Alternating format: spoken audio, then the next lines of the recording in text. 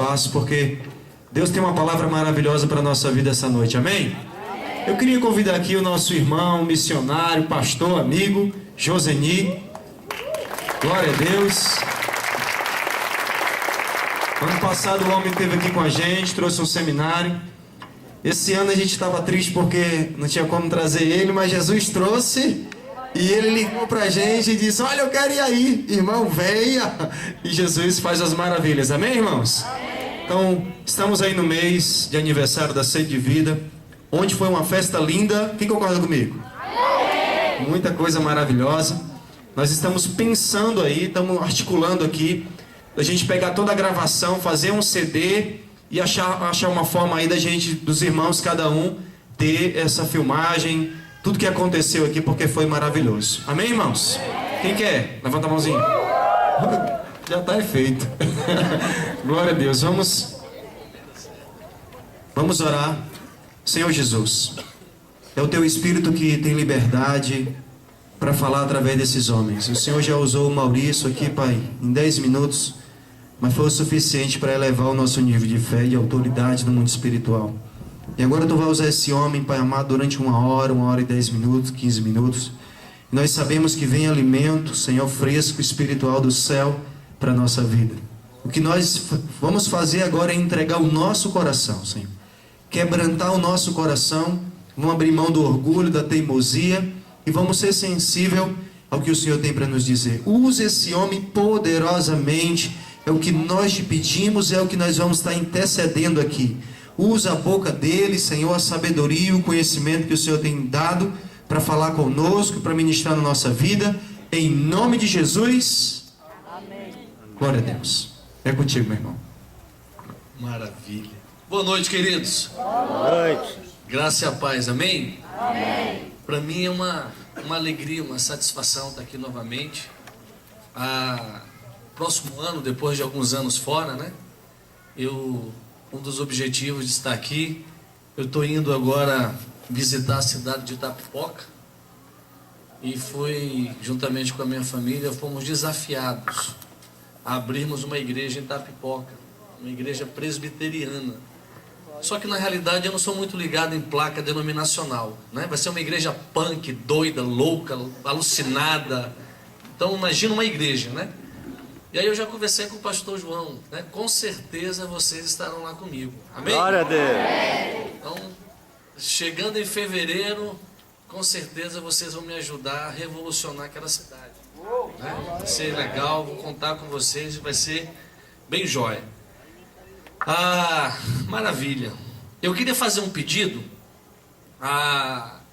Eu não sei quem são, mas eu gostaria, porque às vezes os nossos líderes, eu sou pastor, e às vezes eu sou presbiteriano, né? Então, como bom presbiteriano, nós temos os presbíteros, nós temos os diáconos, nós temos, né, os nossos evangelistas, as nossas missionárias, e às vezes eles andam demais quando tem que ficar sentados.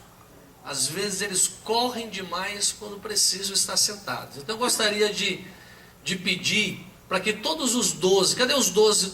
Os 12 do pastor João e da pastora aí, fica de pé aí, os 12. Quem faz parte dos 12? Então, senta aqui na frente aqui os 12, por favor. Quero olhar para a tua cara.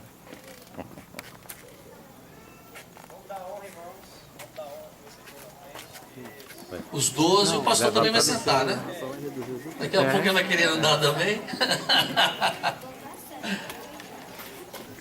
Então, os 12, por favor.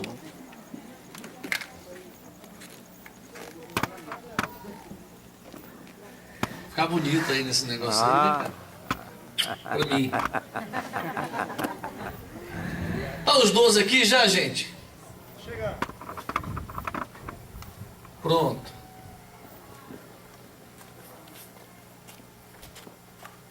Maravilha. Pronto, muito obrigado. Que Deus abençoe e que o Senhor alcance o seu coração nessa noite no nome de Jesus. Amém? Maravilha. Ali sentado perto da esposa.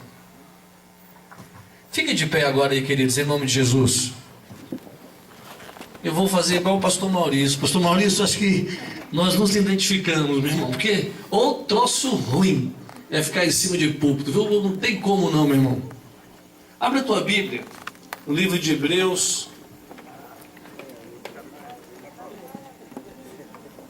Hebreus no capítulo 9.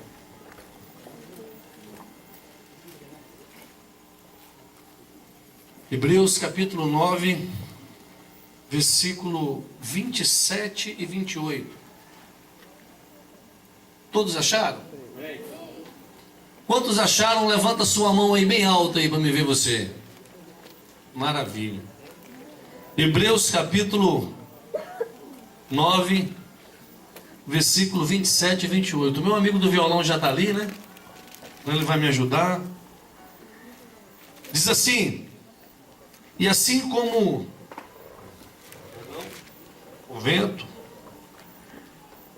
e assim como aos homens está ordenado morrerem uma só vez, vindo depois disto o juízo, assim também Cristo, tendo se oferecido uma vez para sempre, para tirar os pecados de muitos, aparecerá a segunda vez, sem pecado, aos que o aguardam para a salvação.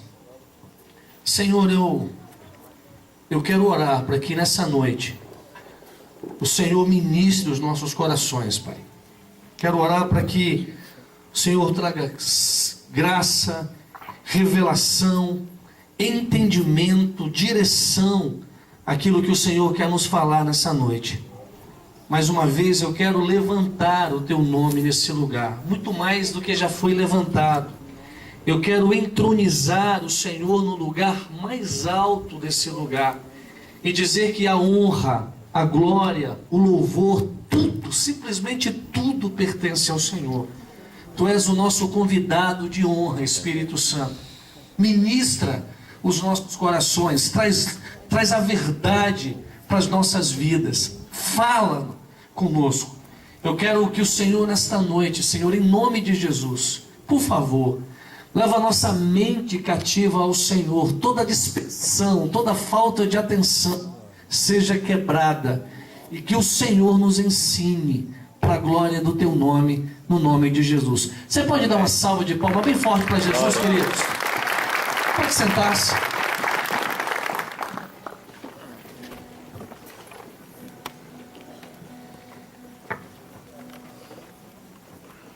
O livro de Hebreus, pelo tempo, eu não quero aqui também gastar tanto tempo na minha introdução, mas o livro de Hebreus tem algumas características e alguns objetivos. Um deles, logo como o escritor, não temos quem escreveu essa carta. Alguns acreditam que foi o apóstolo Paulo, outros acreditam que foi Apolo, outros acreditam, e muitas outras pessoas têm um entendimento, mas nenhum teólogo, nenhum estudioso ainda chegaram a um consenso. Mas o certo é que um dos objetivos dessa carta é trazer um entendimento. Está cortando aqui ou sou eu que estou longe demais? Pronto. Eu também imaginei. É trazer um entendimento para os hebreus. Na realidade, os hebreus que são os judeus, a igreja judia, que também era chamado de hebreus. Trazer um entendimento acerca de que por muitos anos e muito tempo a revelação de Deus veio por meio de profetas, por meio de visões, por meio de revelações, mas no tempo em que eles estavam vivendo e passando, a revelação de Deus encarnou-se no próprio Jesus. E Jesus era e sempre será a maior revelação, o rema de Deus. Segundo objetivo também dessa carta era mostrar que esse que era e sempre será a maior revelação de Deus também era maior do que os profetas, maior do que Moisés, maior do que os anjos. Ele é Senhor e Senhor absoluto de todas as coisas. E a carta nos mostra acerca disso, falando sobre a divindade de Jesus, que ele era muito mais do que um profeta, mas ele era senhor da própria vida. E um outro objetivo dessa carta também era mostrar, era trazer o entendimento para aquele povo que Jesus, ele é um sacrifício absoluto, único, suficiente. Que tudo que viveram, que tudo que passaram, em todos os momentos acerca da velha aliança, porque não se esqueçam que essa carta é para os judeus, e todos os sacrifícios eram apenas símbolos daquilo que Jesus praticou, daquilo que Jesus fizera, porque o sacrifício de Jesus foi suficiente, porque durante muito tempo eles repetiram o mesmo sacrifício. Entravam sacerdotes, saíam sacerdotes, faziam todos os seus sacrifícios, os seus holocaustos, sempre pelo pecado, mas nunca era suficiente. Mas Jesus morreu uma só vez, aplacando a ira de Deus, perdoando o pecado, e acabou. Aquele que cresce no seu sangue, por isso que a Bíblia também no livro de Hebreus diz que sem derramamento de sangue não haveria perdão de pecados. E o mesmo escritor aos Hebreus também diz que é através do sangue de Jesus que eu e você temos ousadia para entrarmos na presença de Deus. Suficiente. Jesus é o único mediador entre os homens e Deus, e acabou, queira você acreditar ou não. Ele simplesmente é. Isso é lindo. Mas o texto que nós lemos nos traz, acredito eu, 4 fundamentos práticos que caracteriza a fé cristã e de uma certa forma confronta a realidade do naturalismo, do materialismo, de um monte de ismo que hoje tem tentado se levantar e nos fazer desacreditar naquilo que as Escrituras e naquilo que a Bíblia nos ensina. Podemos dizer, o próprio escritor aos Hebreus fala sobre esses 4 pontos como rudimento da nossa fé. E é justamente sobre isso que eu gostaria de falar nessa noite. Fique com a tua Bíblia aberta. Por favor, não feche. Porque a exposição da palavra precisa ser acompanhada por você.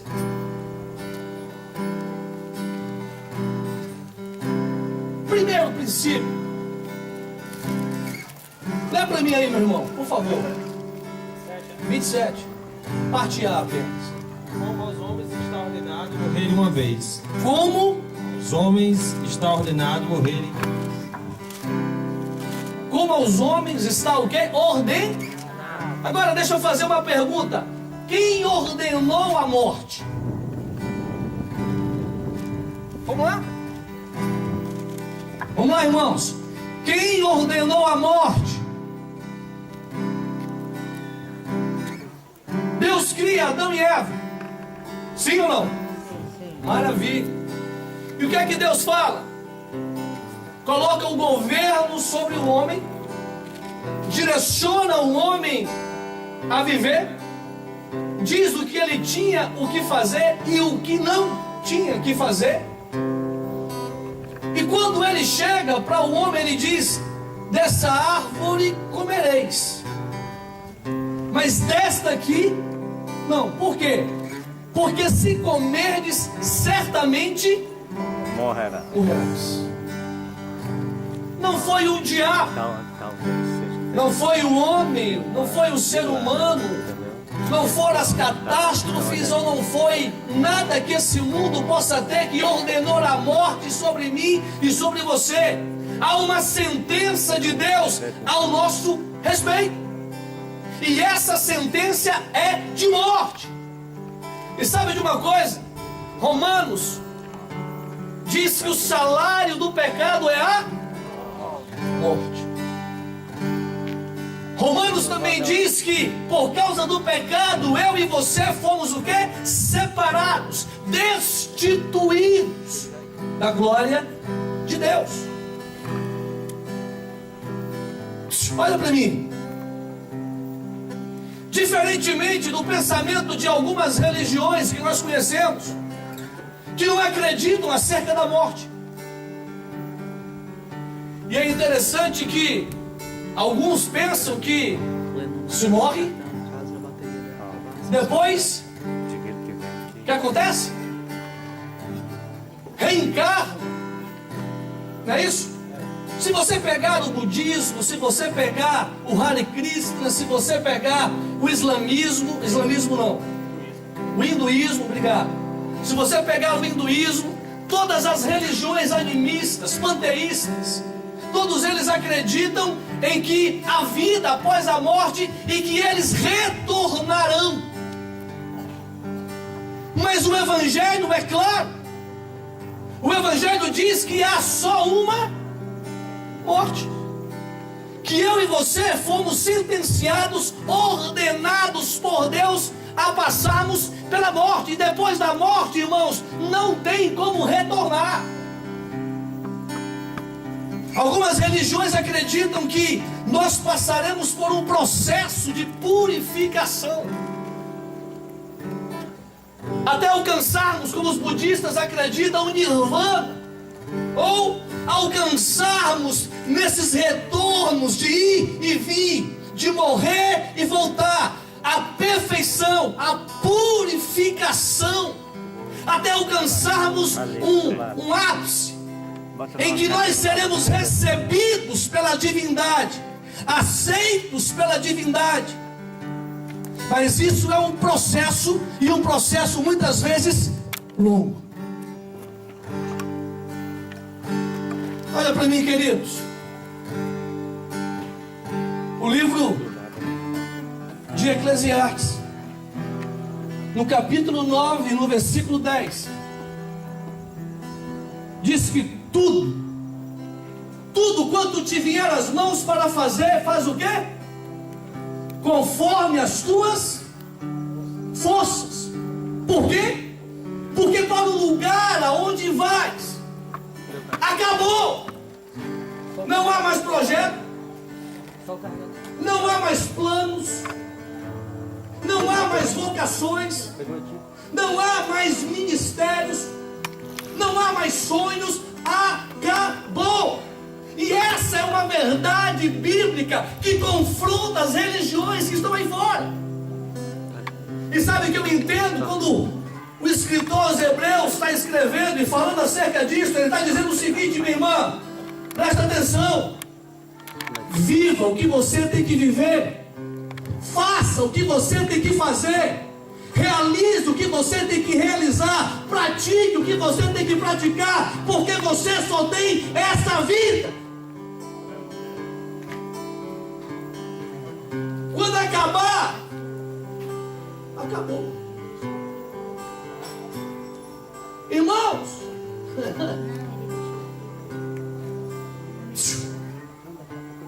presta atenção. Como você tem vivido? O que você tem feito com aquilo que Deus tem colocado nas suas mãos? Como você tem se relacionado com as pessoas? O que você tem desenvolvido como homem, como mulher, como pai, como filho, como irmão? Como você tem vivido essa vida que você tem? Hoje nós estamos preocupados em construirmos. Irmãos, não tenham dificuldade nenhuma de fazermos universidade, e construirmos nossa vida pessoal. Lindo. Só que hoje é uma troca. Hoje nós estamos trocando. Porque estamos preocupados demais com o nosso dia de amanhã, com o que nós conquistaremos, com o que nós teremos, mas pouco preocupado com o estilo de vida que estamos levando. Poucos preocupados com os valores e com aquilo que realmente é importante. É certo que o tempo de amar a sua família é agora. Quantas pessoas a gente não compartilha como pastores? Meu Deus, ela morreu e eu não pude falar o que eu sentia, eu não pude expressar o que eu sentia. Por quê? Porque a sua vida era baseada em orgulho, prepotência, arrogância, ressentimento. E enquanto tinha a oportunidade de expressar, de amar, de cuidar, de zelar, perdeu. Morreu. Viva hoje.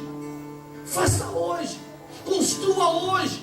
Ame hoje. Porque amanhã a morte vem. E isso é certo, irmão. E quando a morte bater, a vida não acabou. Mas o que você poderia construir, você não construiu.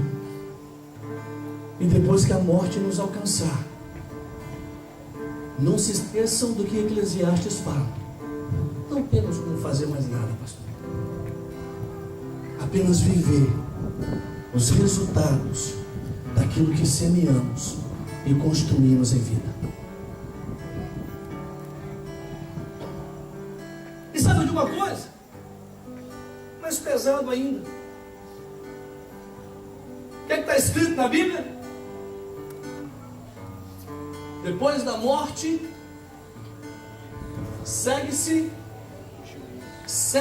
o juízo. Sim. Presta atenção.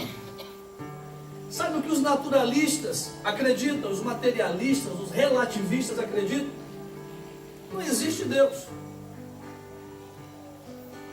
Deus não existe. Conceitos de moral, em outras palavras, o pensamento filosófico desse tempo, desse mundo, dessa era, é anular a Deus, porque quando anulamos a Deus, nós anulamos a quem precisamos prestar contas.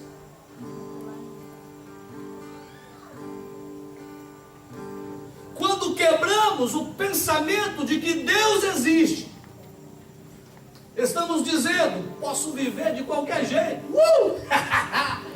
Vou agora botar para esquentar.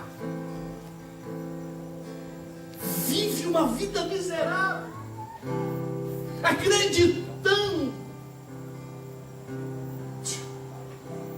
Olha para mim. Não sei que tipo de verdade você tem colocado para a sua vida. Não sei que tipo de pensamento você tem tentado trazer para a sua vida.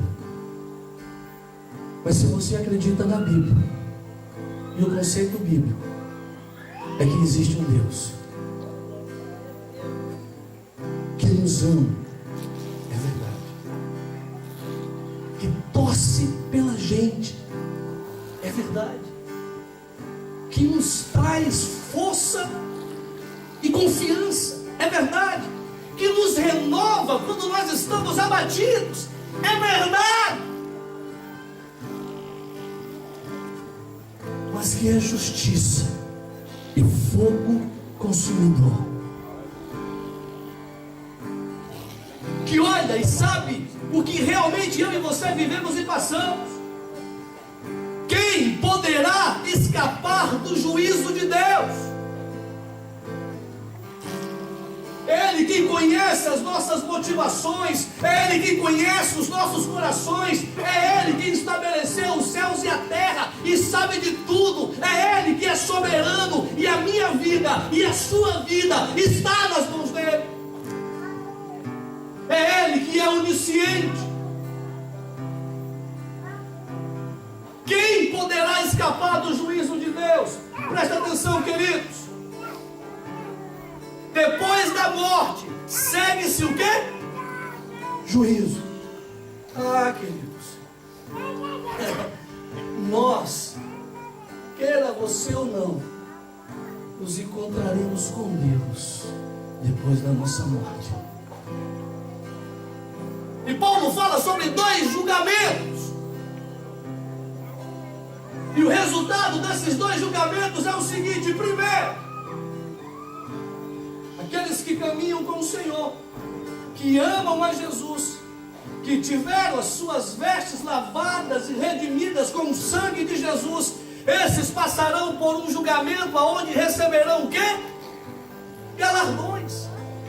Porque esses já foram selados, esses já foram marcados, esses já têm uma certeza de uma eternidade ao lado do Senhor. Seja você vivo, ou seja você morto, o certo é que aqueles que caminham com o Senhor, esses, presta atenção, o Senhor os conhece. Já fomos julgados, já fomos sentenciados. A sentença foi a morte. Mas daqui a pouquinho a gente vai entender quem venceu a sentença que estava sobre nós, para que hoje tivéssemos essa convicção de vida eterna. Mas o certo é que vai chegar um momento, Apocalipse capítulo 20 diz que o Senhor estava sentado em um alto e sublime trono, e que estava diante dele alguns livros. E além de alguns livros, existia também um outro livro, o livro da vida. O livro da vida é aquele em que os nossos nomes estão escritos. Ali está anotado com o sangue de Jesus o meu nome, e eu desejo que o teu nome também. Mas existem outros livros, e a Bíblia fala sobre a segunda ressurreição. Porque a primeira, quem passa somos nós, a igreja. O que estavam mortos, vou falar sobre isso daqui a pouco. Mas fala sobre a segunda ressurreição, onde todos os ímpios, onde todas as pessoas e até aqueles que pensavam que estavam em Cristo Jesus, mas apenas tinham um compromisso com a religiosidade e não com Deus, também ressuscitarão. Porque os seus nomes não foram escritos ou achados no livro da vida. E aí você vai achar acerca do juízo final, onde todos serão julgados. Não há desculpa. Por quê? Porque não tem mais o que fazer. A sua própria vida, as práticas, aquilo que ele estava vivendo enquanto estava em vida, mesmo estando dentro da igreja, os direcionar e os levar para onde eles estão. E a sentença é a eternidade distante de Deus. Separação eterna de Deus. Há um juízo e não podemos escapar dele. Ah, mas Deus é amor, Deus não vai. Vai. Porque Deus zela para cumprir a sua palavra. O compromisso com Deus não é com a tua igreja. O compromisso de Deus não é com a sua denominação, ou com o seu estilo de vida, ou não. O compromisso com Deus é com a sua palavra. Jeremias capítulo 1, versículo 12. Jeremias, o que vês? Senhor, eu vejo uma grande amendoeira. Viste bem, Jeremias, porque eu, Senhor, velo sobre a minha palavra para cumprir. Mateus capítulo 24. Passarão os céus, passará a terra, mas as minhas palavras não passarão. Números capítulo 23, versículo 19. Deus não é o quê? Homem para que minta, e nem filho do homem para que se arrependa. Tudo que Deus fala, Ele cumpre. Tudo que Deus fala e promete, Ele faz. Gostamos dessa palavra para tomar a posse da bênção. Aleluia. Não. Deus está falando acerca dele mesmo. Deus está falando acerca daquele que Ele ama. Porque quando Ele fala sobre a palavra, Ele fala sobre o rema de Deus. E quem era o rema de Deus, irmãos? Quem era o verbo que se fez carne e habitou em nosso meio, e que nada existiu a não ser por Ele? É o próprio Jesus. Há um juízo, e eu preciso entender como eu estou vivendo. Eu preciso compreender como é que está a minha vida, como é que estão os meus relacionamentos, como é que está o meu namoro. É muito fácil cantar, como é aquela música? Santo, aleluia, santo, santo, todo mundo canta. O povo diante de Deus, Deus disse: eles me adoram com seus lábios. Eu estou sendo profeta de Deus para a sua vida nessa noite. Eu não vim trazer uma palavra para agradar o seu coração. Eu vim trazer uma palavra bíblica. Para mim, pregação da palavra é quando eu exponho a Escritura. Não é quando eu falo o que eu acho, o que eu penso.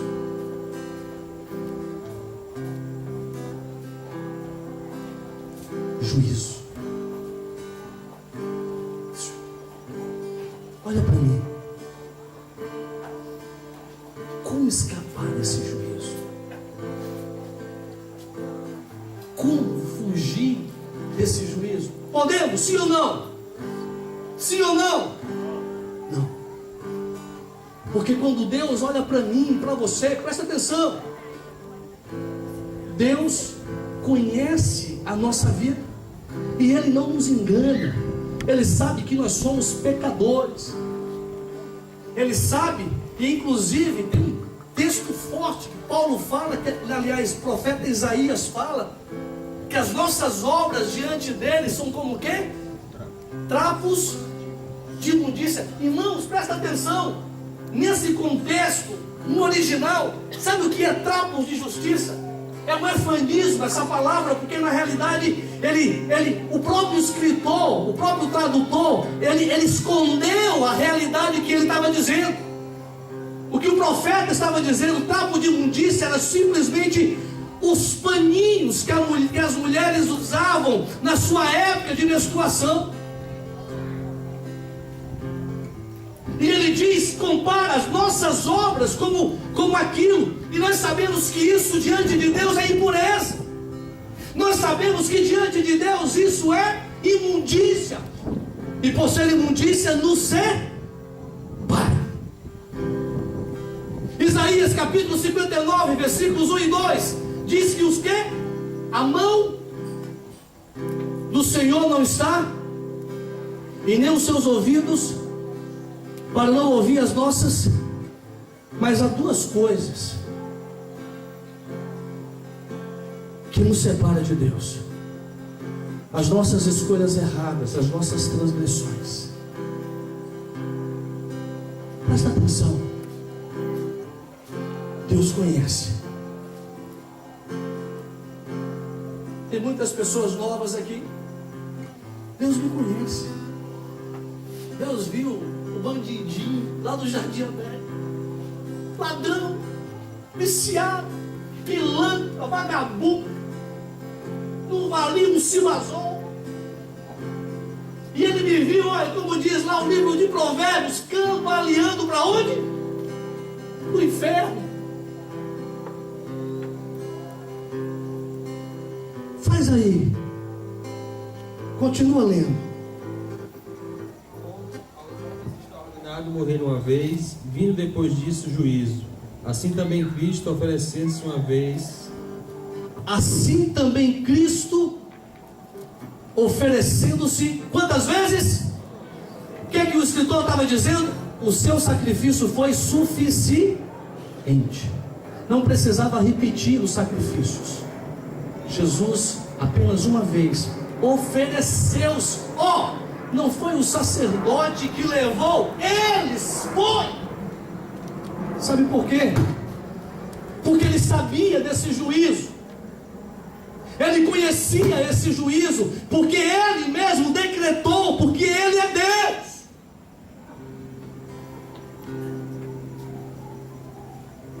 Ele sabia que nós estávamos indo para o inferno. Porque nada que podemos fazer, irmãos, vai adiantar alguma coisa. Muitas religiões, isso também quebra. Não, faça boas obras, que você é salvo. Nesse mundo hedonista que nós vivemos, humanista que nós vivemos, o que se ensina é que nós somos responsáveis pela nossa salvação. Sim ou não? Os ateus acreditam que eles são o próprio Deus e que eles são responsáveis pela sua própria salvação. Existe até alguns cristãos que acreditam nisso, irmão. De que se eu me esforçar, pago o preço. Que pagar o preço, irmão? O preço já foi pago. O que você fizer ou deixar de fazer não vai garantir a sua salvação. Não. Não é pelo que você faz. E o escritor aos Efésios diz que a salvação vem pela fé. Mediante o quê? A graça. O que é graça? O conceito mais comum. O que é misericórdia? É Deus olhar para você e saber que você merece peia, mas Ele estende perdão. Sabendo que você merece, Ele resolve estender perdão e compaixão. O que é graça? Sabendo que você não merece, Ele resolve estender para você. Você merece, irmãos? Você merece? Olha para mim. Você merece? Sim ou não?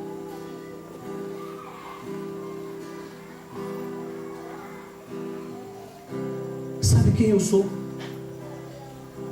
Sabe quem você é? Nós somos pecadores. E o que nós merecemos é simplesmente a aplicação da sentença de Deus. Havia. Paulo, escrevendo aos Colossenses, ele fala sobre uma cédula de dívida. Havia uma sentença descrita ao nosso respeito. O livro de Jó diz que Satanás estava onde? Arrodeando a terra. Toda a sua história, a Bíblia diz que está escrita diante de Deus. E existe um acusar que bate. Esse é meu. Tem um acusador, irmãos, que tem um projeto trino na sua vida, quer matar você, destruir você e colocar você como um completo derrotado, um completo. Só que Deus olhou para mim, Deus olhou para você, e o interessante é que o texto diz, uma só vez, Ele pagou o preço por muitos, Ele sacrificou-se por muitos. Presta atenção. Como fugir da ira de Deus? Como aplacar o juízo de Deus? Só há um caminho: rendendo-se completamente a Ele, reconhecendo que não há Deus além dele. Porque Jesus, conhecendo aquilo que você vivia e passou, Ele tomou o seu lugar. Ele pagou o preço que era para você pagar, que era para mim pagar. Ele morreu a morte que éramos para morrer, para que nós tivéssemos vida. Oh, amados, primeiro, eu vou morrer. Não tem como escapar da morte. Segundo, a morte traz consequências, traz o juízo, traz o tribunal de Deus. E o que vai determinar esse tribunal é justamente a vida, como nós levamos aqui, o que nós colocamos aqui, o que fizemos nessa vida. Muitos estão andando dissolutamente, mas não há tempo de brincarmos, não há tempo de fazermos de conta que somos cristãos. É um tempo ímpar que nós estamos vivendo. Precisamos nos render à cruz de Cristo e acreditar no sacrifício que foi suficiente naquela cruz, e deixar Jesus fazer parte da nossa história, abrir o nosso coração para Ele, nos rendendo e dizendo: Senhor, eu sou um pecador, e por ser um pecador eu sei que eu estou separado, distante do Senhor, que eu preciso da sua ajuda. Porque eu sei que se hoje eu morrer, possivelmente a minha sentença seja a separação eterna de Deus. E por último, continua lendo. Assim também Cristo, oferecendo-se uma vez para tirar os pecados de muitos, aparecerá segunda vez, sem pecado. Sacrificou a sua vida. E sabe o que vai acontecer? Ele vai aparecer a segunda vez. Duas coisas que refutam e que quebram a visão e perspectiva religiosa desse mundo: a morte de uma pessoa, dando salvação a milhares de outras. E a segunda coisa é acerca da aparição de Jesus. Ele vai voltar.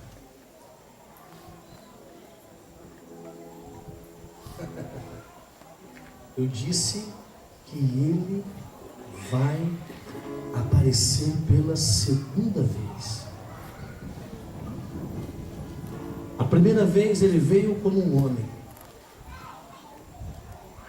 para perdoar, purificar, santificar e salvar o homem que estava perdido. A segunda vez ele não vem como Salvador.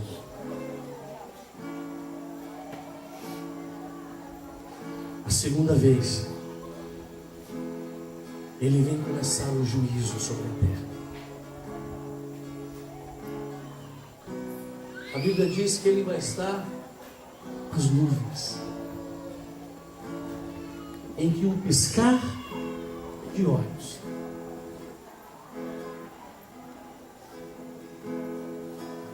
os mortos ressuscitarão e irão aonde? Para o seu encontro. E aqueles que estão vivos, que têm a sua aliança verdadeira com Cristo, terão seus corpos transformados. O incorruptível alcançará o corruptível. O corpo glorificado virá. E a igreja que durante anos e anos e anos ansiou pela sua salvação, esperou pela sua salvação, irá ao encontro dele, estará com ele. Aquilo que é de ruim, de mal, não mais existirá, porque o Senhor nos levará para estar consigo.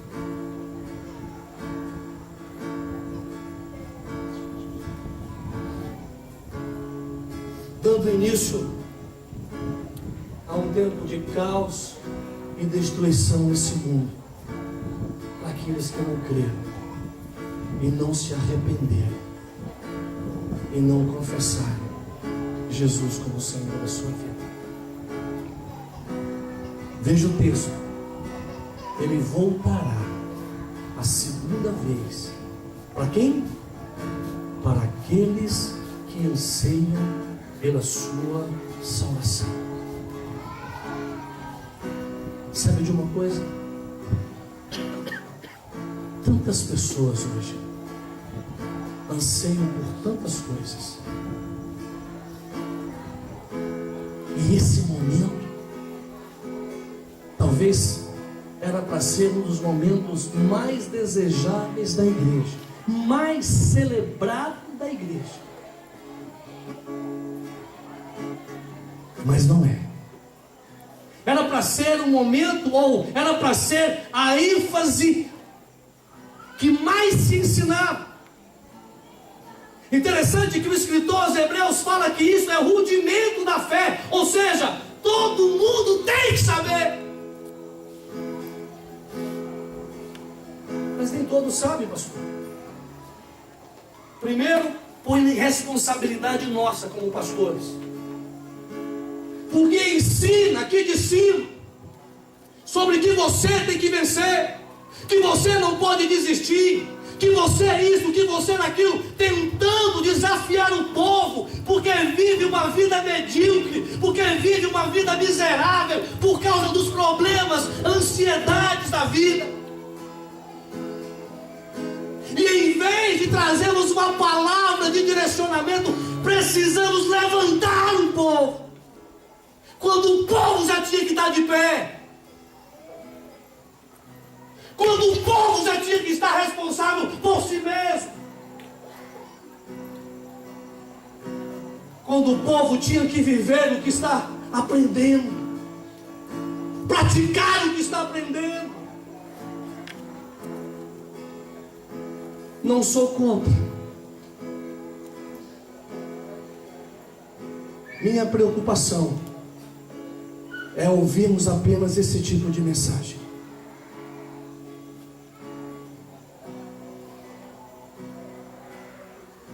Jesus está voltando. Acredite você ou não, Jesus está voltando. A última trombeta vai soar. E a pergunta que eu faço: se mortos, ressuscitaremos em Cristo? Se vivos, subiremos para o encontro dele?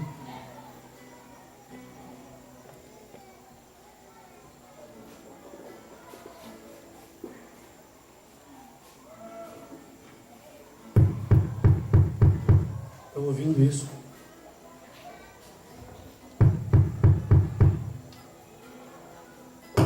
Eis que estou à porta e bato. Se alguém abrir sua vida, eu vou entrar, permanecer. Não sei como você está hoje, não te conheço, eu sei como está a sua vida, mas eu vim nessa noite para dizer que o Deus que me ama é o Deus que te ama e que não desiste de você.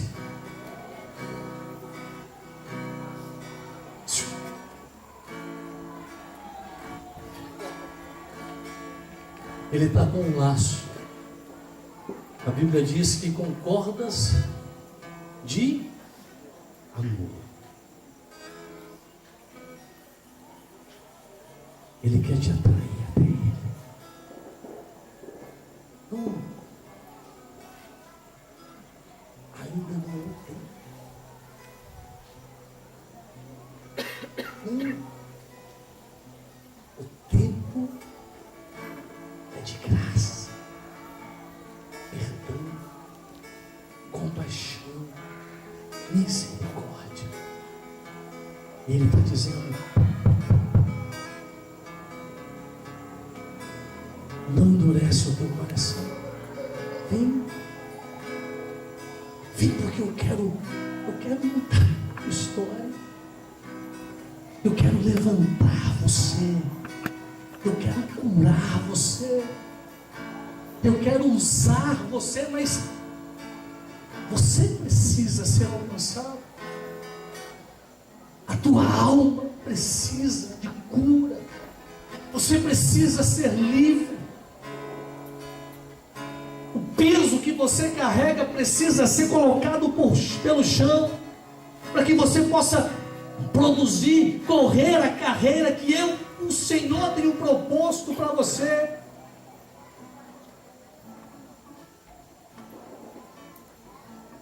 Ele está voltando. E sabe de uma coisa? Dizem que Deus é careta. Eu conheço na Bíblia um Deus careta. A sequência: primeiro, seremos julgados,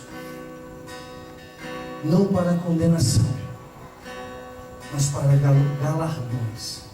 E depois entraremos numa festa que a Bíblia chama as bodas do Cordeiro. Seremos servidos por Ele. E sabe o que vai acontecer? Deixa eu pegar uma. Vem cá. Vem cá.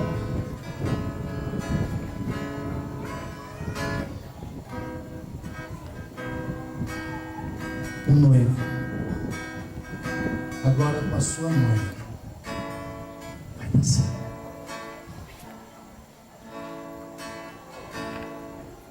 E olha, dançar com Ele é um grande privilégio. Baixa a tua cabeça.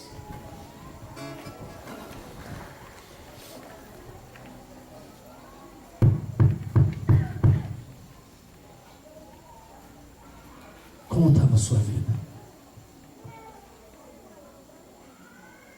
Se você entende que áreas da sua vida precisam de transformação, de restauração, que as suas vestes já estão limpas, que o seu azeite está pouco,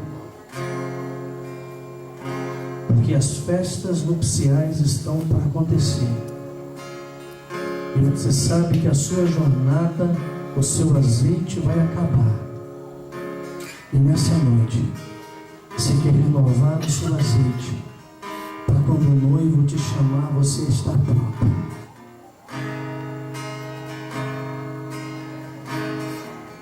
O Senhor está dizendo: eu te amo, noiva minha,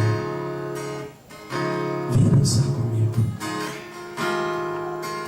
Se você quer dançar com Ele, onde você estiver, sai do teu lugar e vem aqui à frente.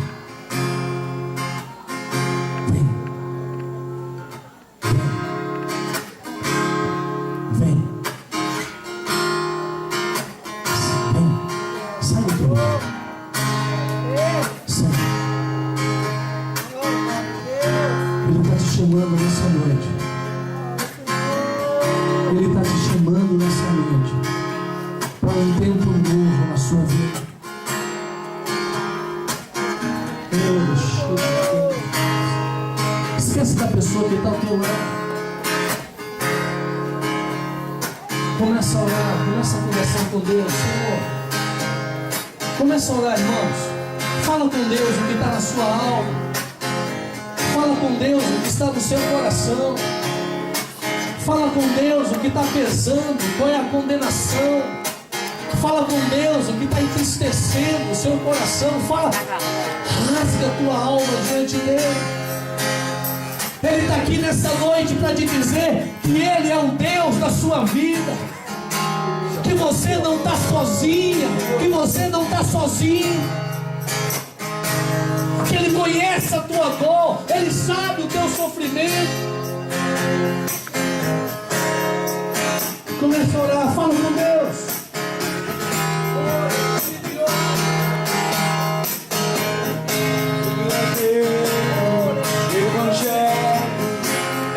Aquele que não segue na religião, mas olha pra ti.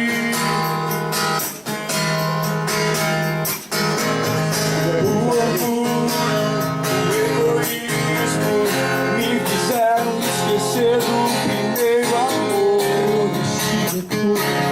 Aquele que me amou. Onde está o amor pelos perdidos? Como está o amor do pai com o filho? A igreja se esqueceu.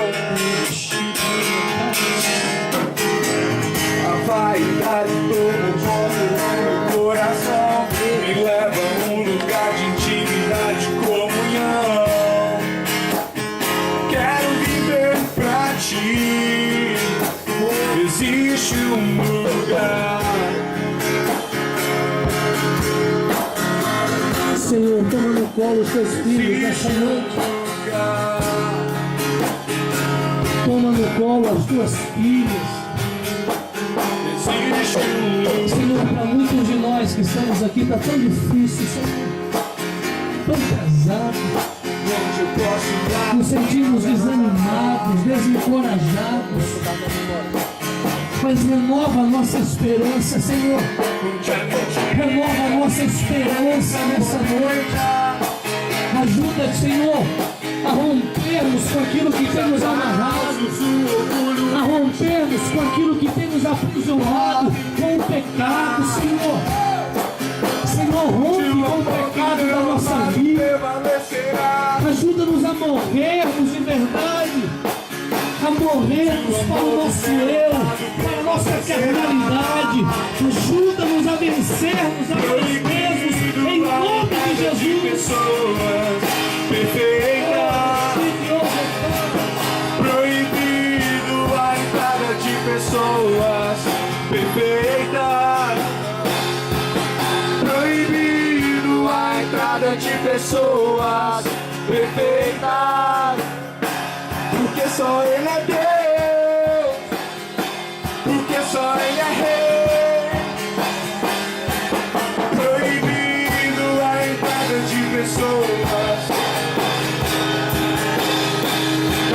proibido a entrada de pessoas perfeitas, proibido a entrada de pessoas perfeitas, porque só Ele é Deus, porque só Ele é Rei.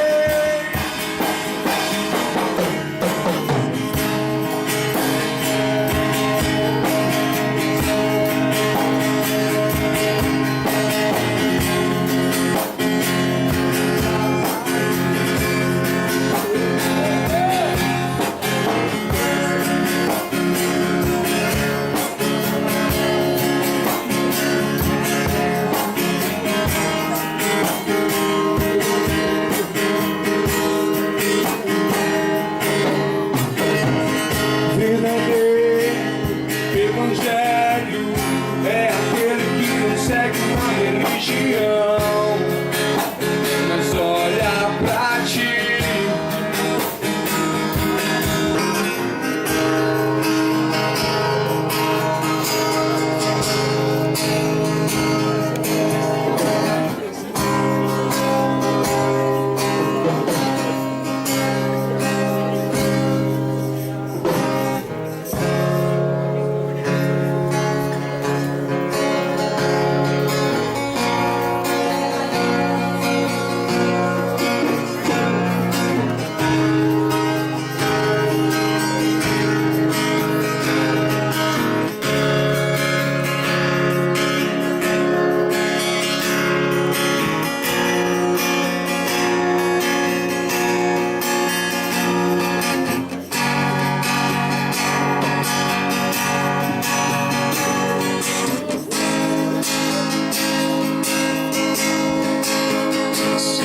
Som do céu por meu noivo eu irei dançar nos lugares celestes. Ai, sou tua noiva adornada, coloca o anel. Olha aqui para mim, queridos, em nome de Jesus. Presta atenção. É certo que todos nós morreremos. É certo que há um juízo. Mas muito mais certo do que tudo isso, é certo que existe um Deus que pagou um preço por amar a mim e a você, e que tem uma expectativa tremenda para abrir o nosso lado, para levar você para estar junto dele. Isso